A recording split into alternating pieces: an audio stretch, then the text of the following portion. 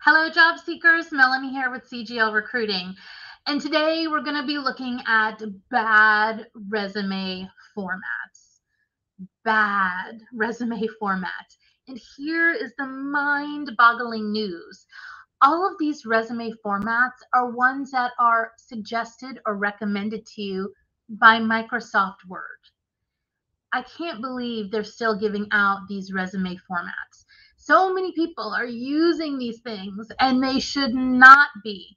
Now, before we even get started, don't forget every year our team goes off and does all this testing on resume formats to make sure that you're doing a format that's not hurting your job search. We test them through applicant tracking systems. We test them against company websites. We talk with other HR people about them, hiring managers. I mean, we work it. We work it hard to get you the best resume format. We do have a video that's out there on the best template for 2021, and we also will give you that template for free for anybody who wants it. Go off and watch that video, and it'll tell you how to get that. I'll even make sure we put a link to that that resume template video in the description for this one so you can easily get to it. But you have to see these templates are ridiculous. All right, now if you haven't subscribed yet, please take a moment and do that now. Give us the thumbs up as always, and if you have any questions on your resume format, please put them down below. Remember, your format can be just as important as the data that's contained in there. If the data is great but nobody can find it, or it's confusing, or you're making it unreadable, it's a critical piece of the puzzle. It has to be right. All right, let me share my screen and show you these terrible formats, including one that's an executive level resume. And I'm going to tell you what's wrong with each and every one. Let me see how big. That should be good. You should be able to see that fairly well. Now, I swear to you, this is a Microsoft Word resume template that they're offering you. Do not put flowers on your resume. There is no need for that unless you're going for a position as a florist or as somebody who is taking a photographer. Can't even get the word out because I'm so about this format. You don't need this kind of stuff. Your resume is such limited space. You need to be sure that you're using it wisely, and this is not wisely at all. The other thing I want to show you about on this resume, which just drives me absolutely insane, is you see this experience section, and you see how little room it actually gives you here in order to put your experience in. And then it's saying, well, just double click in the flower area, talking about the floral design. Like, that's what's going to get you in there and get you the job.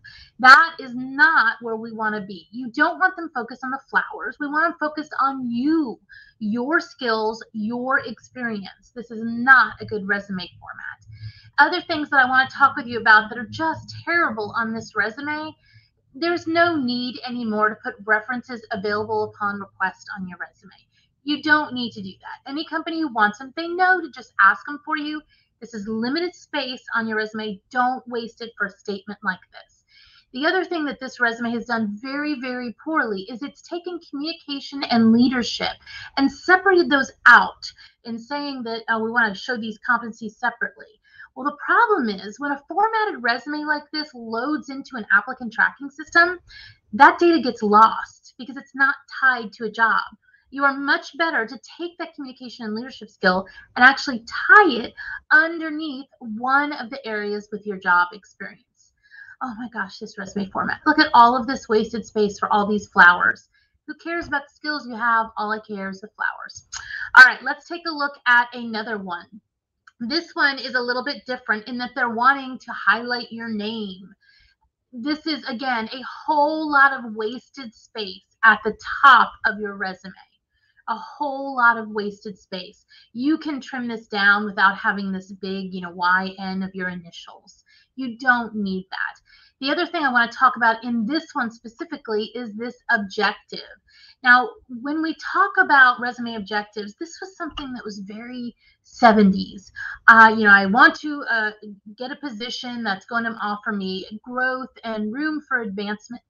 No, everybody's resumes had the exact same thing and everybody ignored it. That is not what you want to put in that top summary section. Especially those first couple of words are some of the most powerful on your resume because they're ones that get read before people start skipping. So again, go watch our resume format template if you want more details on that. But an objective that's like this is not what we're looking for on a resume at all. Now, again, this resume has a lot of things here on volunteer experience or leadership. Now, you can put your volunteer experience separate, but if it's leadership that's within one of the jobs, you do want to put it here. It is important. Now, the other thing is, because this format has these two columns, it sometimes drives applicant tracking systems insane. Now, the more newer ones can handle it. The older ones cannot. And what happens is they don't know what data to load where, and you risk data getting ignored off of your resume. Don't do this. You don't want anything that's got separate columns, because you don't want to take that chance that you're actually losing data because the applicant tracking system doesn't know where to put it. Okay, let's look at another one. Again, this one has these two columns. This is not ideal, but at least we're getting a little bit better by having, just your name up there. Still too big, right? And you always want your contact data really easy. It would have been so much simpler to put the name and put this contact data that you see over here listed right here. It would have gone easily and take up way less space than you see on this one. Again, with this resume, they're giving you so much room to put your objective and so little to put your experience. Again, taking this communication and leadership and putting it in these areas where it's not tied to the other parts of your job. There's a chance it's going to get cut off in an applicant tracking system. And it's also, most people are going to go looking at what jobs and things you did in your accomplishments and may not even make it to this other section. Not ideal at all. Okay, let's take a look at another one. Now, this one's got this flashy photo, and you can put in whatever photo you want to in this space. Okay, if you are a photographer, again, or if you are a graphic designer, you may need a resume, and I would actually recommend you have a resume and a portfolio that showcases your work. However, your resume is used differently if you're doing anything where you're applying online. This photo is going to drive things insane. And definitely don't let it be a photo of yourself. Remember, in the US, we don't do photos on resumes. Some countries we do, not in the US, not in the US. We don't want to discriminate against anyone based on their photo. So let's take a look at the other parts of this resume. Now, again, I get the feeling that Microsoft is creating these resumes saying, well, you're somebody that's just new out of school and you don't have a lot of experience at all. And that's why we're going to just do a little bit of an experience section and do more on things like activities. This is wrong. This is completely wrong thinking. Even if you're a student with very, very little experience, you still have a lot that you can put underneath that work experience area where you're pulling projects and things you did while in school. It's easy to do it that way. It will load into the applicant tracking systems better. It will give the hiring manager a better sense of who you are rather than just putting it down here with activities. I do not recommend this at all. Now, I will say, if you are, again, that photographer or graphic designer, somebody where the visual aspect of your resume is important, you should have two. You should always have one that's very applicant tracking friendly, that's going to load into all the systems. And then you have another one that is more a display of your work in addition to a resume that tells your past history. All right, let's keep going and look at another one. The next one that we have, they're starting to go a little bit more basic. Now, in the past, resumes like this, where they had these big blocks of blue and stuff, would really, again, throw the applicant tracking systems for a loop. That's not so much the case anymore. Nowadays, I don't know any, except if it's a really old one that can't handle this. But again, this format is not taking advantage of the space that you have. Is your contact data important? Absolutely. And you want that contact data easily accessible up here, but you don't want to necessarily have it where it's taking up this other column and causing you all of this lack of space that you could be putting under your experience. So again, 2-column format, not good at all for this resume. Now you see this one even went so far as to change colors. Again, we're not trying to catch the attention of the person by the colors on the resume. That's not where you're going to get a job. You want to get a job based on your skills and experience. That's what they're going to be looking for. This actually harkens me back to like the 80s when people would, try to, oh, well, I want to put a special gold paperclip on my resume when I put it together so it'll stand out from the others in the stack on somebody's desk. That stuff does not work. It ends up backfiring on you. Please don't do it. Okay, let's take a look at another one. Okay, now this format, again, it's looking at those ones that do the multiple types of columns in it. So not my favorite at all. Some other things that about this one in general, if you see all of these sections, these references, leadership, communication, you do need to try and do ones that the applicant tracking systems are going to recognize. And communication and leadership are a competency. It's not a section. And a lot of these applicant tracking systems, they're trying to be smart and they are trying to read your sections. So I'm making this as a section title. You're running the risk of it getting chopped off or the data. And again, I much prefer this when you do it as accomplishments underneath your different work area as opposed to the other. Okay, let's take a look at this one. Again, this one has that picture. We do not want the picture at all on the resumes in the US.